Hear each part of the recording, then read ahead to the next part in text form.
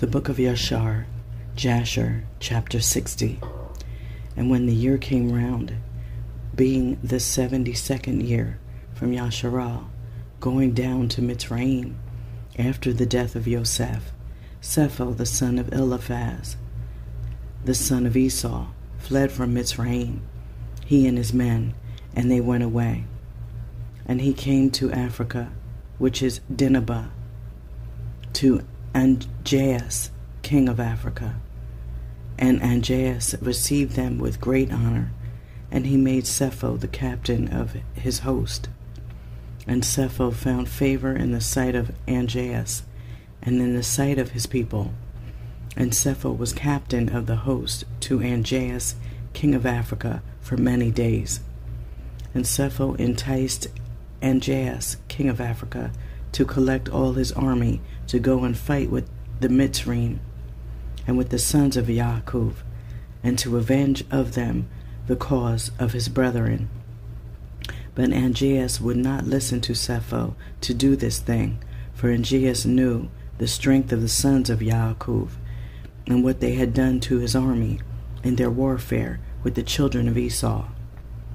And Cepher was in those days very great in the sight of Angeas, and in the sight of all his people. And he continually enticed them to make war against Mitzrayim, but they would not. And it came to pass in those days, there was in the land of Kittim a man in the city of Puzimina, whose name was Uzu, and he became degenerately defiled by the children of Kittim. And the man died and had no son, only one daughter, whose name was Janiah. And the damsel was exceedingly beautiful, comely, and intelligent. There was none seen like unto her for beauty and wisdom throughout the land.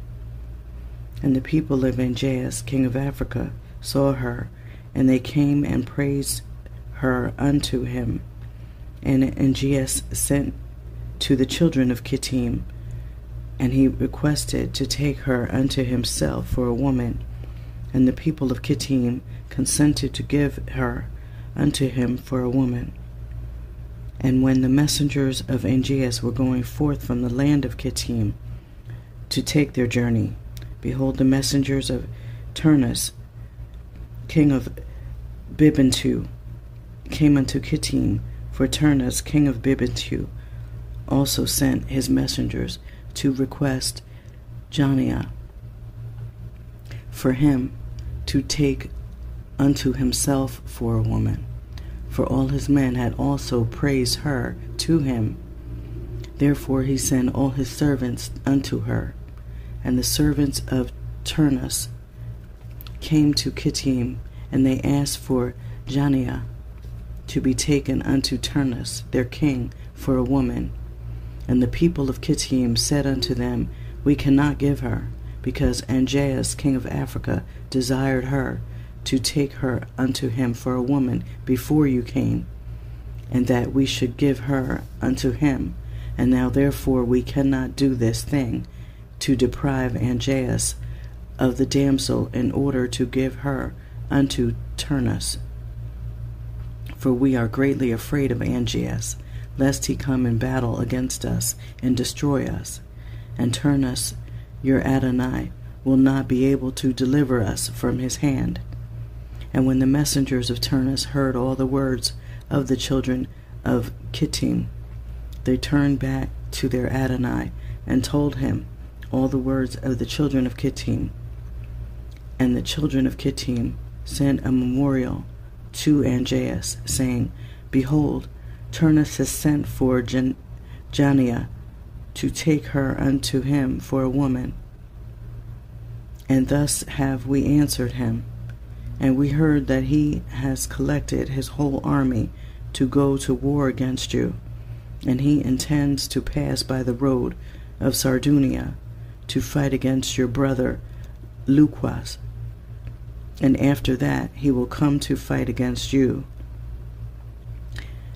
And Angeas heard the words of the children of Kittim, which they sent to him in the record.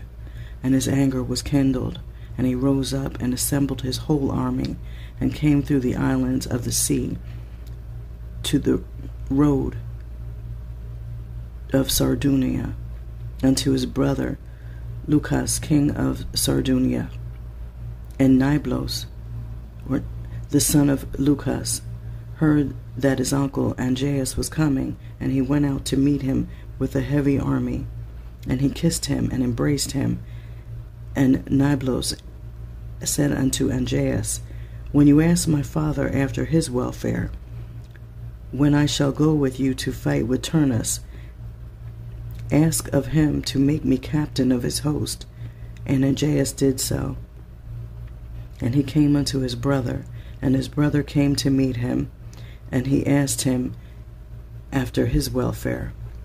And Angeas asked his brother Lucas after his welfare, and to make his son Niblos captain of his host. And Lucas did so. And Angeas and his brother Lucas rose up, and they went toward Turnus to battle. And there was with them a great army and a heavy people. And he came in ships, and they came into the province of Astorash. And behold, Turnus came toward them, for he went forth to Sardunia, and intended to destroy it, and afterward to pass on from there to Angeas to fight with him. And Angeas and Lucas his brother met Turnus in the valley of Canopia, and the battle was strong and mighty between them in that place. And the battle was severe upon Lucas, king of Sardunia, and all his army fell, and Niblos his son fell also in that battle. And his uncle Angeas commanded his servants, and they made him a golden coffin for Niblos, and they put him into it. And Angeas again waged battle toward Turnus, and Angeas was stronger than he, and he slew him, and he smote all his people with the edge of the sword. And Angeas avenged the cause of Niblos his brother's son, and the cause of the army of his brother Lucas. And when Turnus died, the hands of those that had survived the battle became weak, and they fled from before Angeas and Lucas his brother. And Angeas and his brother Lucas pursued them unto the high road, which is between Alphanu and Roma, and they slew the whole army of Turnus with the edge of the sword. And Lucas, king of Sardunia, commanded his servants that they should make a coffin of brass, and that they should place therein the body of his son Niblos. And they buried him in that place. And they built upon it a high tower there upon the high road. And they called its name after the name of Niblos unto this day. And they also buried Turnus, king of Bibentu, there in that place with Niblos.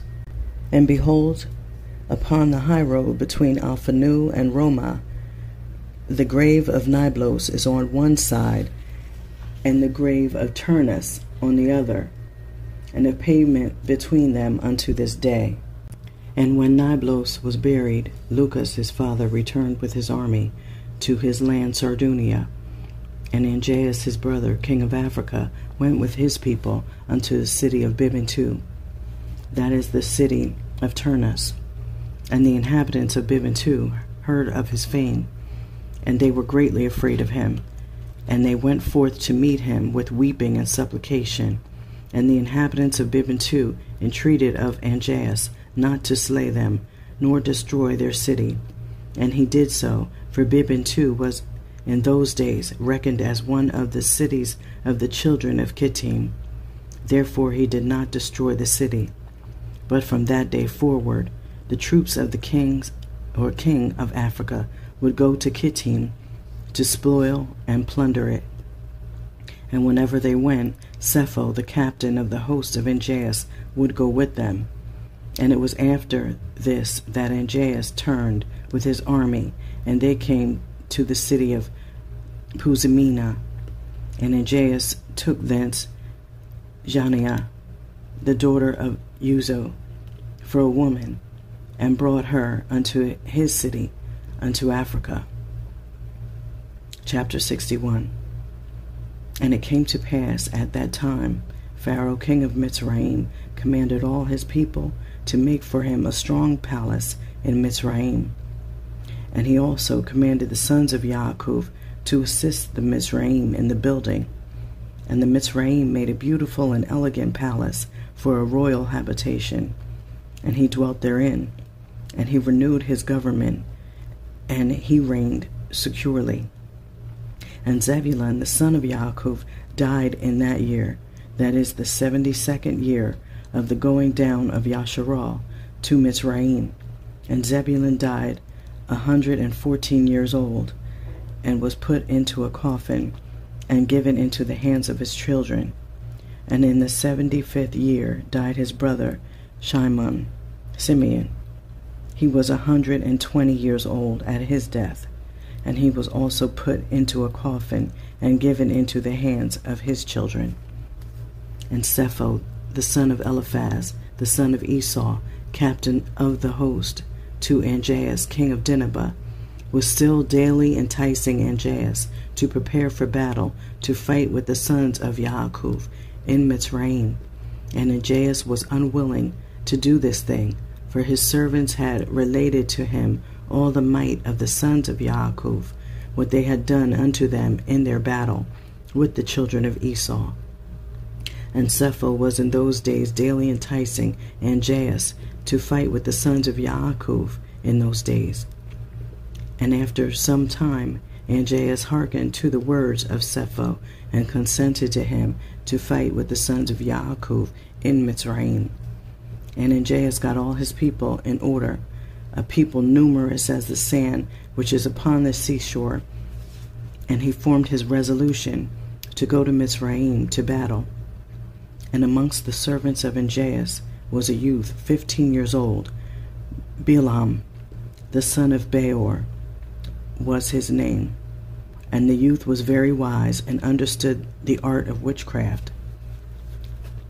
And Angeas said unto Balaam, Conjure for us, I pray you, with the witchcraft, that we may know who will prevail in this battle to which we are now proceeding.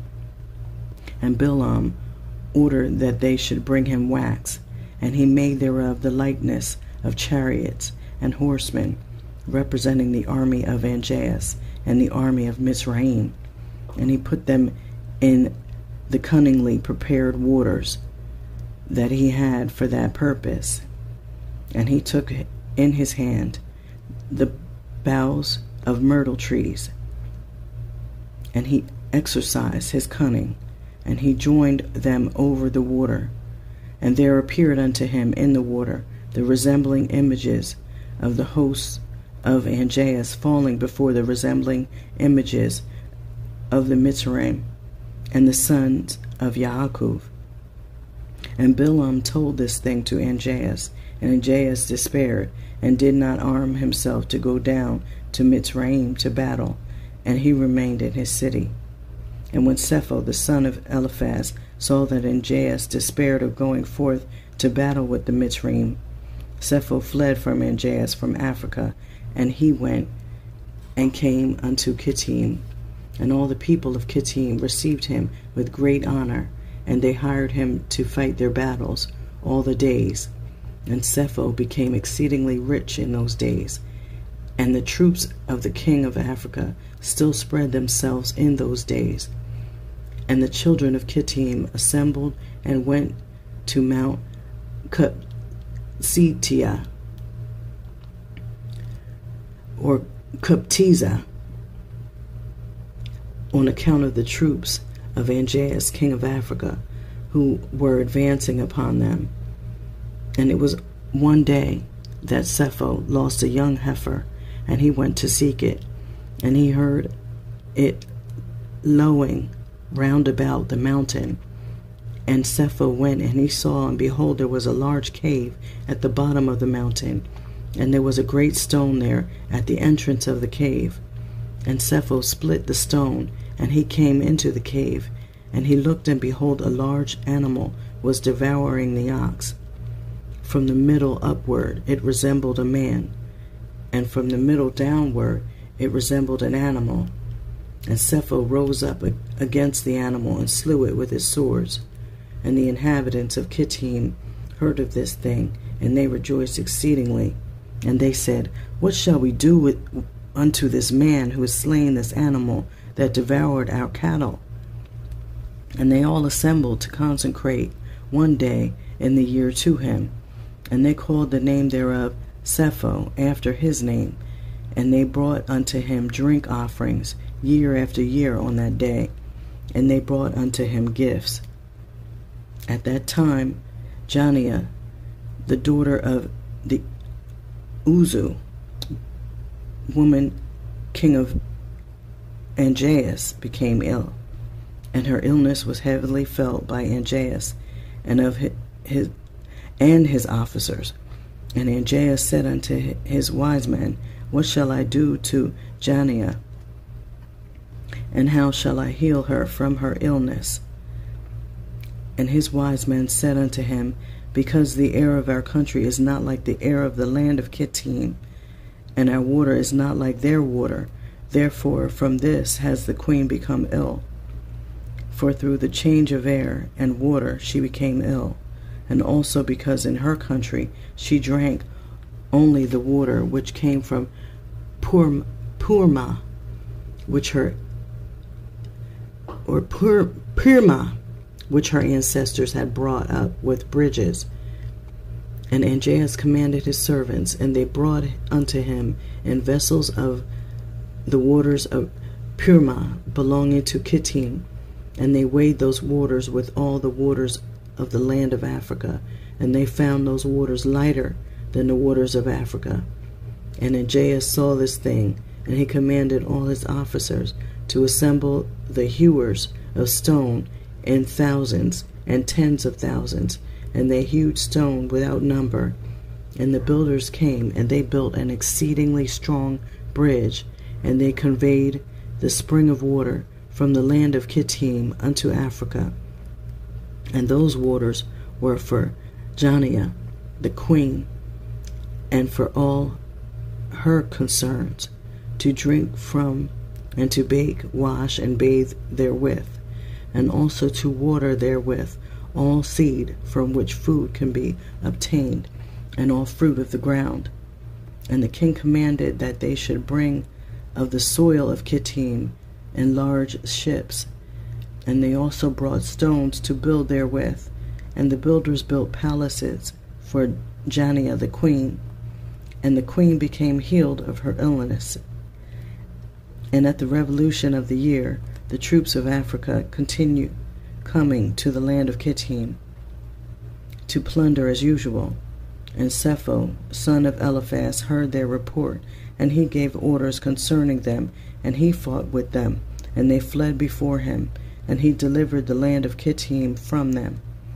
And the children of Kittim saw the valor of Cepher, and the children of Kittim resolved, and they made Cepher king over them, and he became king over them.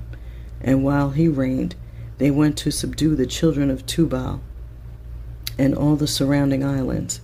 And their king Cepher went at their head, and they made war with Tubal and the islands, and they subdued them. And when they returned from the battle, they renewed his government for him, and they built for him a very large palace for his royal habitation and seat, and they made a large throne for him. And Cepher reigned over the whole land of Kittim and over the land of Italia 50 years. Chapter 62. In that year, being the 79th year of Yashar going down to Mitzrayim, died Reuben, the son of Yaakov, in the land of Mitzrayim. Reuben was 125 years old when he died, and they put him into a coffin, and he was given into the hands of his children. And in the 80th year died his brother Dan. He was 120 years at his death, and he was also put into a coffin and given into the hands of his children. And in that year died Chusam, king of Edom. And after him reigned Hadad, the son of Bedad, for 35 years. And in the 81st year died Issachar, the son of Yaakov, in Mitzrayim. And Yashar was 122 years old at his death, and he was put into a coffin in Mitzrayim and given into the hands of his children. And in the 82nd year died Asher, his brother. He was 123 years old at his death, and he was placed in a coffin in Mitzrayim and given into the hands of his children. And in the 83rd year died Gad. He was 125 years old at his death, and he was put into a coffin in Mitzrayim and given into the hands of his children. And it came to pass in the 84th year, that is the 50th year of the reign of Hadad, son of Bedad, king of Edom, that Hadad assembled all the children of Esau, and he got his whole army in readiness, about 400,000 men. And he directed his way to the land of Moab, and he went to fight with Moab, and to make them tributary to him. And the children of Moab heard this thing, and they were very much afraid, and they sent to the children of Midian to assist them in fighting with Hadad, son of Bedad, king of Edom. And Hadad came unto the land of Moab, and the children of Midian went out to meet him, and they placed themselves in battle array against him in the field of Moab. And Hadad fought with Moab, and there fell of the children of Moab and the children of Midian many slain ones, about 200,000 men. And the battle was very severe upon Moab.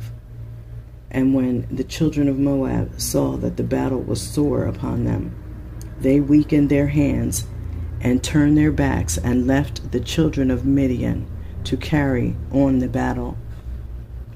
And the children of Midian knew not the intentions of Moab, but they strengthened themselves in battle and fought with Hadad and all his host, and all Midian fell before him.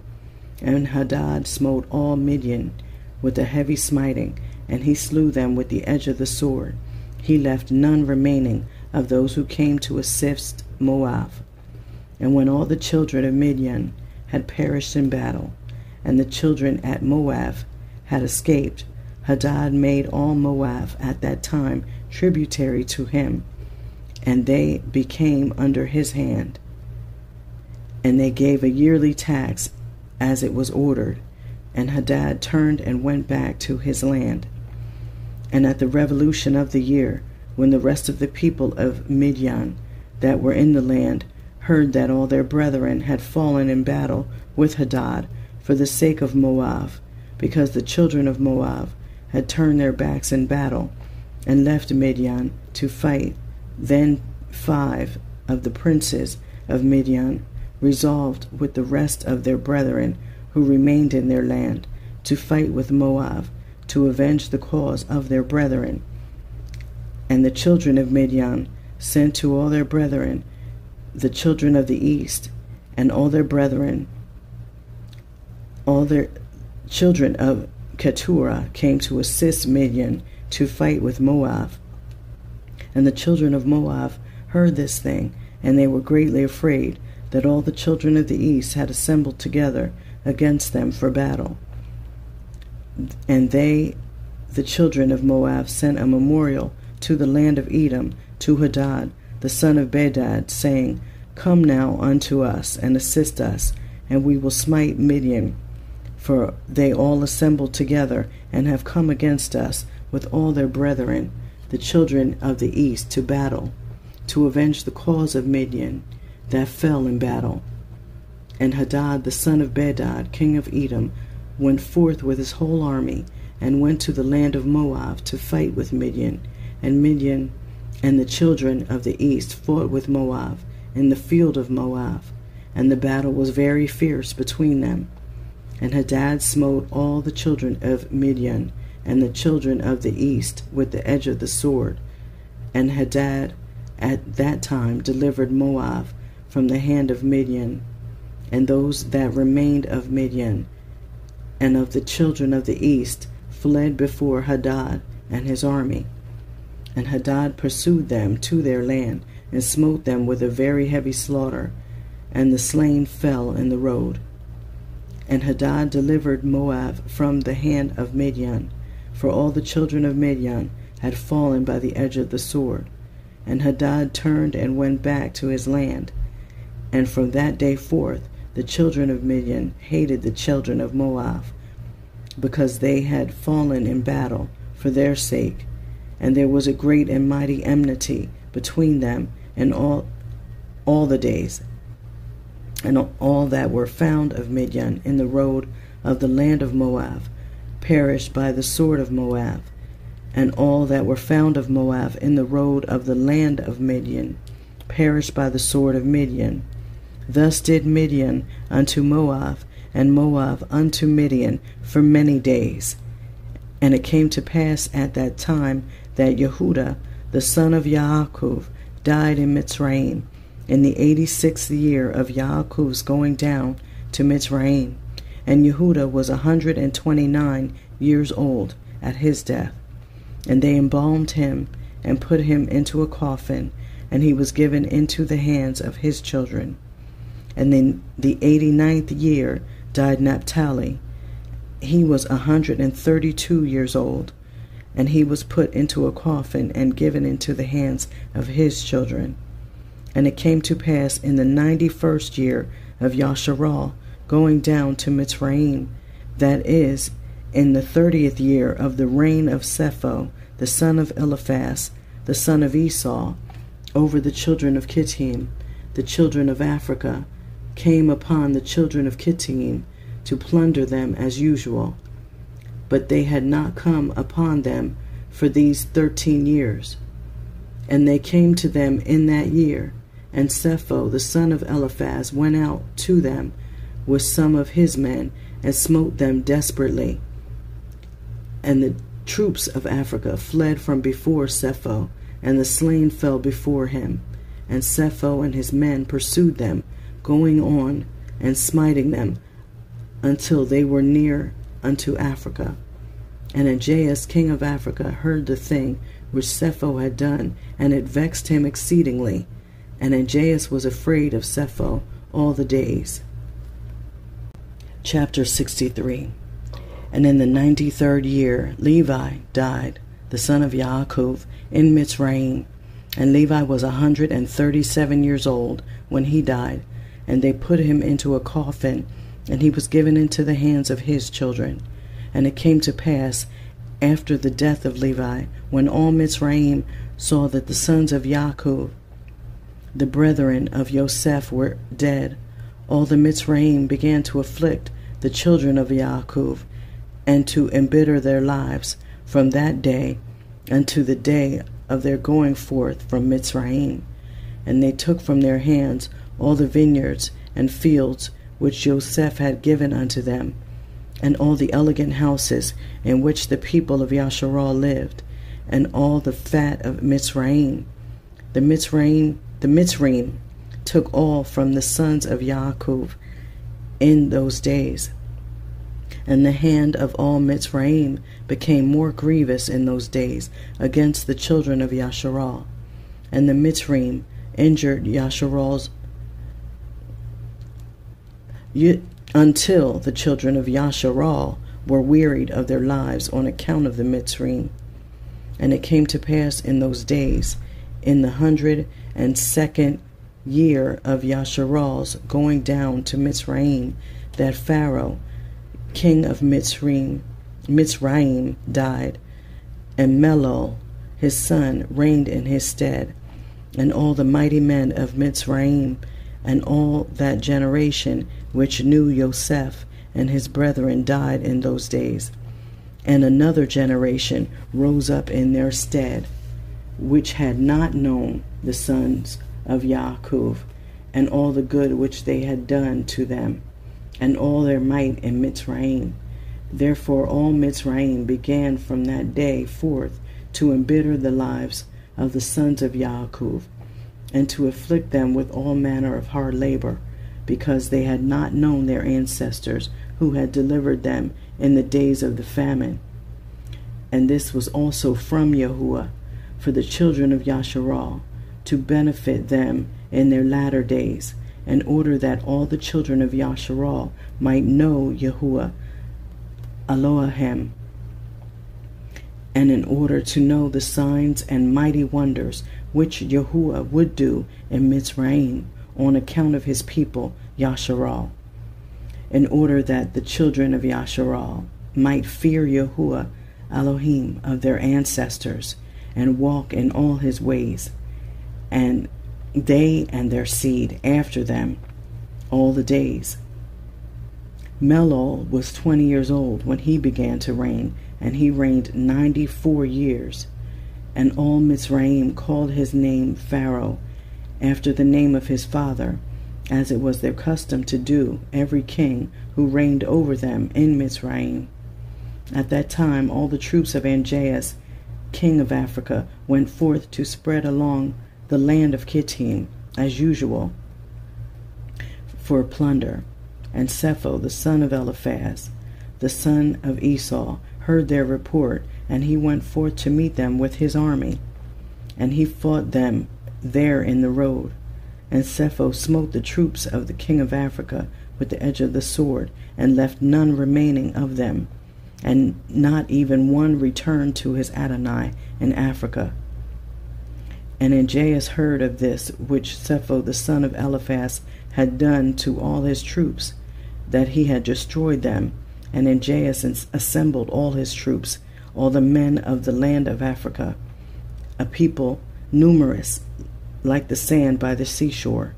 And Angeas sent to Lucas his brother, saying, Come to me with all your men, and help me to smite Cepher and all the children of Kittim, who have destroyed my men. And Lucas came with his whole army, a very great force, to assist Angeas his brother, to fight with Cepher and the children of Kittim. And Cepher and the children of Kittim heard this thing, and they were greatly afraid, and a great terror fell upon their hearts.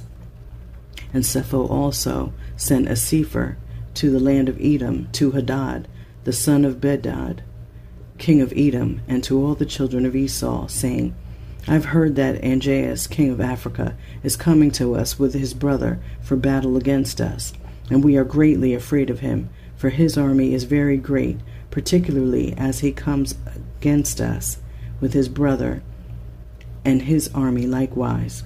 Now therefore come you also up with me, and help me, and we will fight together against Angeas his brother Lucas also, and you will save us out of their hands. But if not, know ye that we shall all die.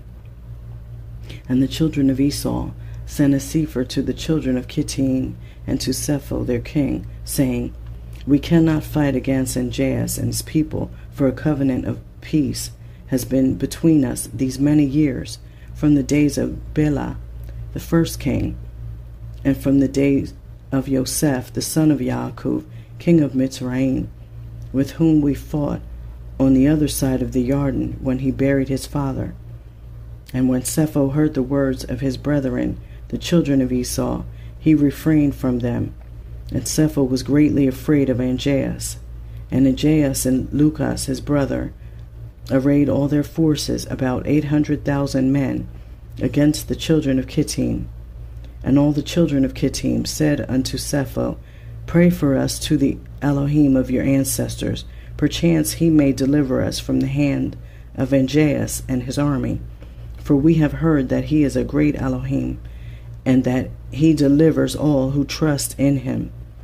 And Cepher heard their words, and Cepher sought Yahuwah, and he said, O Yahuwah Elohim of Abraham and Yitzhak, my ancestors, this day I know that you are the true Elohim, and all the Elohim of the nations are vain and useless. Remember now this day unto me your covenant with Abraham our father, which our ancestors related unto us, and do graciously with me this day, for the sake of Abraham and Yishak, our fathers, and save me and the children of Kittim from the hand of the king of Africa, who comes against us for battle. And Yahuwah hearkened to the voice of Cepher, and he had regarded for him on account of Abraham and Yishak.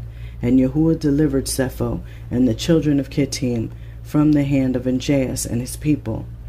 And Cepher fought Anjaas king of Africa and all his people on that day.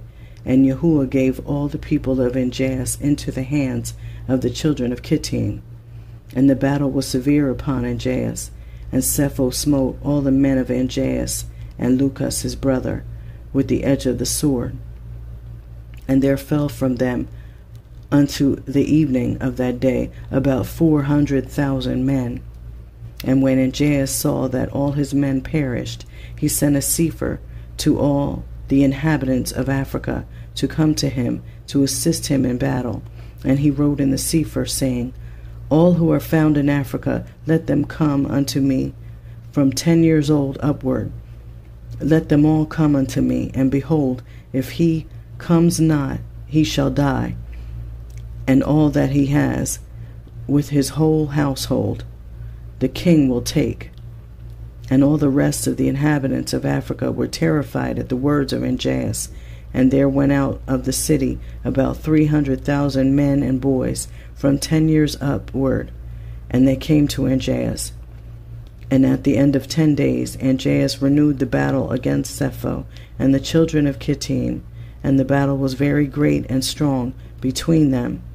And from the army of Anjaas and Lucas, Cepher sent many of the wounded unto his land, about 2,000 men. And so Cepher, the captain of the host of Anjaas, fell in that battle. And when Cepher had fallen, the African troops turned their backs to flee, and they fled. And Anjaas and Lucas his brother were with them. And Cepher and the children of Kittim pursued them, and they smote them still heavily on the road, about 200 men. And they pursued Asdrubal, the son of Anjaas, who had fled with his father, and they smote 20 of his men in the road. And Asdrubal escaped from the children of Kittim, and they did not slay him. And Anjaas and Lucas his brother fled with the rest of their men, and they escaped and came into Africa with terror and consternation. And Anjaas feared all the days lest Cepher the son of Eliphaz should go to war with him.